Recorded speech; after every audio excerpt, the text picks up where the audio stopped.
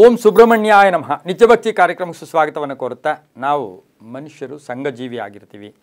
ಜೀವಿಸಲೇಬೇಕು, ಹೇಗಾದರೂ ಆಗಿ ಜೀವಿಸಲೇಬೇಕು, ಕಷ್ಟಪಡ್ತಾ ಜೀವಿಸಬೇಕು. ಎಷ್ಟೋ ಒಂದು ಸರಿ ನಮ್ಗೆ ಅದೃಷ್ಟ ಇರುತ್ತೆ, ದುರಾದೃಷ್ಟ ಇರುತ್ತೆ. ನಮ್ಮಲ್ಲಿ ಒಂದು ಎಲ್ಲರಲ್ಲೂ ಹೇಳ್ತಾರೆ, ತುಂಬ ಕೆಟ್ಟ ಜನಗಳಿಗೆ ಒಳ್ಳೆಯದಾಗುತ್ತೆ, ತುಂಬ ಒಳ್ಳೆ ಜನಗಳಿಗೆ ಒಳ್ಳೆಯದಾಗಲ್ಲ ಅಂತಕ್ಕಂಥ ಮಾತುಗಳನ್ನು ಕೂಡ ನಾವು ಕೇಳ್ತಾ ಇರ್ತೀವಿ. ಆದರೆ ಒಂದು ಇದನ್ನು ನಾವು ಎಲ್ಲರೂ ಅರ್ಥ ಮಾಡ್ಕೋಬೇಕು. ಭಗವಂತ ಸರ್ವಾಂತರ್ಯಾಮಿ, ಸರ್ವವ್ಯಾಪಿ, ಸರ್ವಶಕ್ತ, ಸರ್ವರಿಗೂ ಕೂಡ ಒಂದೇ ಫಲ ಕೊಟ್ಟಿದ್ದಾರೆ. ಅದು ಅದೃಷ್ಟ ದುರಾದೃಷ್ಟ ಎಲ್ಲರಿಗೂ ಒಂದೇ. ಕೆಲವರಿಗೆ ಬೇಗ ಬರುತ್ತೆ, ಕೆಲವರಿಗೆ ನಿಧಾನವಾಗಿ ಬರುತ್ತೆ, ಕೆಲವರಿಗೆ ಬೇಗ ಬಂದು ಆದಮೇಲೆ ಅವರು ಎಲ್ಲೋ ಒಂದು ಕಡೆ ಕಷ್ಟವನ್ನು ಕೂಡ ಅನುಭವಿಸ್ಬೇಕಾಗಿರುತ್ತೆ. ಕೆಲವರಿಗೆ ಆ ಕಷ್ಟ ಬಂದಾಗ, ಸುಖ ಬಂದಾಗ ಮನುಷ್ಯ ಯಾರು ತಾಳ್ಮೆಯಿಂದ ಇರ್ತಾನೋ ಅವನ ಜೀವನವೆಲ್ಲವೂ ಕೂಡ ಒಂದು ಶಾಂತ ರೀತಿಯಿಂದ ಕೂಡ ಕಳ್ಕೊಂಡೋಗುತ್ತೆ. ಅದನ್ನು ತೋರ್ಪಡಿಸ್ಕೊಳ್ಳೋದು ಅತಿಯಾಗಿ ಮಾಡ್ಕೊಂಡವ್ರಿಗೆ ಯಾವಾಗಲೂ ಕೂಡ ಕಷ್ಟಗಳಿದ್ದೇ ಇರುತ್ತೆ. ಈಗಲೂ ಕೂಡ ನಾವು ಎಷ್ಟೋ ಸಾರಿ ನೋಡಿದ್ದೀವಿ, ಆ ವ್ಯಕ್ತಿಗೆ ಏನಿಲ್ಲಪ್ಪ ಎಲ್ಲವೂ ಚೆನ್ನಾಗಿದೆ ಅಂದಾಗ ಆ ವ್ಯಕ್ತಿಗೆ ತೊಂದರೆಗಳು ಬಂದಂತಹ ಸಂದರ್ಭಗಳು ಕೂಡ ನಾವು ಸಾಕಷ್ಟು ನೋಡಿರ್ತೀವಿ. ಅದರ ಜೊತೆಗೆ ಬಹು ವಿಶೇಷವಾಗಿ ಏನು ಅಂತ ಹೇಳಿದ್ರೆ, ನಮ್ಮ ತಾಳ್ಮೆ, ನಮ್ಮ ಮಾನಸಿಕ ಸ್ಥಿತಿಯಿಂದ ನಮ್ಮ ಜೀವನಗಳು ಕೂಡ ರೂಪಿಸ್ಕೊಂಡಿರುತ್ತೆ.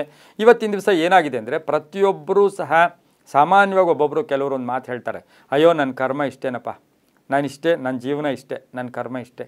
ಕೆಲವರು ನಾನು ಕೇಳಿದ್ದೀನಿ, ನನ್ನ ಹತ್ರನೂ ಬಂದು ಹೇಳ್ತಾರೆ, ಸರ್ ನನಗೆ ಹುಟ್ಟಿದಾಗಿಂದನೂ ಕಷ್ಟ ಸರ್, ಯಾವಾಗಲೂ ಸುಖ ಬರಲೇ ಇಲ್ಲ ಸರ್ ಅಂತ. ಹಾಗಾಗಿ ಈ ನನ್ನ ಕರ್ಮ ಇಷ್ಟೇ, ನಾನು ಇಷ್ಟೇ ಇರ್ತೀನಿ, ನನ್ನ ಜೀವನ ಇಷ್ಟೇ ಅಂತಕ್ಕಂಥ ಸ್ಥಿತಿಗೆ ನಾವು ಬರಬಾರ್ದು. ಅದರಿಂದ ಏನಾಗುತ್ತೆ ಅಂತ ಹೇಳಿದ್ರೆ, ನಮಗೇನು ಒಂದು 3 ಹೊತ್ತಿಗೆ ಒಂದು ಊಟ, ಅದೆಲ್ಲೋ ಒಂದು ಕಡೆ ಉಳ್ಕೊಳ್ಳೋಕೆ ಒಂದು ಸ್ಥಾನ, ಒಂದು ಜಾಗ ಇದು ಬೇಕು. ಎಷ್ಟೇ ಕೋಟಿಗಳು, ಎಷ್ಟೇ ದುಡ್ಡು, ಎಷ್ಟೇ ಇದ್ದರೂ ಸಹ ಕೆಲವು ಸಾರಿ ಏನು ಇವು 3 ಕೂಡ ಅಲ್ಲೂ ಕೂಡ ಅವರು ಅದನ್ನೇ ಅನುಭವಿಸ್ತಾರೆ, ನಾವು ಇದನ್ನೇ ಅನುಭವಿಸ್ತೀವಿ. ಇವತ್ತಿನ ದಿವಸ ಈ ಮಾತೇನಿದೆ, ನನ್ನ ಕರ್ಮ ನಾನಿಷ್ಟೇ ಅಂತಕ್ಕಂಥ ಮಾತನ್ನು ನಾವು ಪ್ರತಿನಿತ್ಯವೂ ಹೇಳ್ಕೊಂಡು ಹೋದಾಗ ನಮ್ಮಲ್ಲಿರ್ತಕ್ಕಂಥ ಧನಾತ್ಮಕ ಶಕ್ತಿಗಳು ಕರಗಿ ಹೋಗುತ್ತೆ ಮತ್ತು ಋಣಾತ್ಮಕ ಶಕ್ತಿಗಳು ಜಾಸ್ತಿ ಆಗುತ್ತೆ. ಯಾವಾಗಲೂ ನಾವು ಹೇಳ್ತೀವಿ ಒಂದು ಮಾತನ್ನು, ನಮ್ಮ ಒಂದು ಸಂಸ್ಕೃತದಲ್ಲೂ ಹೇಳ್ತಾರೆ, ಶಾಸ್ತ್ರಗಳಲ್ಲೂ ಹೇಳ್ತಾರೆ, ಅತಿ ಸರ್ವತ್ರ ವರ್ಜಯತ್. ಯಾವುದು ಅತಿ ಆಗಬಾರ್ದು. ಎಷ್ಟು ಅತಿ ಆಗುತ್ತೋ ಅಷ್ಟು ಕೂಡ, ಎಷ್ಟು ಮರ ಬೆಳೆಯುತ್ತೋ ಅಷ್ಟು ಮುರಿದೋಗುತ್ತೆ ಅಂತಕ್ಕಂಥ ನಾಣ್ಣುಡಿ ಕೂಡ ನಾವು ಕೇಳಿದ್ದೀವಿ. ಹಾಸಿಗೆ ಇದ್ದಷ್ಟು ಕಾಲು ಚಾಚ್ಕೋಬೇಕು. ಎಲ್ಲ ಅನುಭವ. ಇವತ್ತಿನ ದಿವಸ ನಾವೆಲ್ಲೋ ಒಂದು ಸಣ್ಣ ಎಲ್ಲೋ ಒಂದು ಕಡೆ ಆಹಾರ ಸಿಗೋದೇ ಇಲ್ಲ, ಎಲ್ಲೋ ಒಂದು ಕಡೆ ಪ್ರಸಾದ, ಅದು ನಮಗೆ ಅನುಭವ. ಒಂದು ಒಳ್ಳೆ ಭೂರಿ ಭೋಜನ, ಅದು ಅನುಭವ. ಆದರೆ ನಾವು ಪ್ರಸಾದಕ್ಕೂ ರೆಡಿಯಾಗಿರಬೇಕು, ಆ ಒಂದು ತುತ್ತು ಕೈ ತುತ್ತಿಗೂ ರೆಡಿಯಾಗಿರಬೇಕು, ಭೂರಿ ಭೋಜನಕ್ಕೂ ರೆಡಿ ಆದಾಗ ನಮ್ಮ ದೇಹ ಚೆನ್ನಾಗಿರುತ್ತೆ, ಮನಸ್ಸು ಚೆನ್ನಾಗಿರುತ್ತೆ, ತುಂಬ ಪರಿಪೂರ್ಣ ಜೀವನವನ್ನು ಕೂಡ ನಾವು ನಡೆಸ್ತೀವಿ. ಹಾಗಾಗಿ ಈ ನನ್ನ ಕರ್ಮ ಇಷ್ಟೇ ಅಂತಕ್ಕಂಥದ್ದು ಹೆಂಗಸರಾಗಲಿ ಗಂಡಸರಾಗಲಿ ಯಾರೂ ಕೂಡ ನಾವು ಅಂದ್ಕೊಂಡಿದ್ದೆ ಆದರೆ ಅಲ್ಲಿ ನಮಗೆ ಇರ್ತಕ್ಕಂಥ ಶಕ್ತಿ ಕೂಡ ಕಡಿಮೆ ಆಗುತ್ತೆ.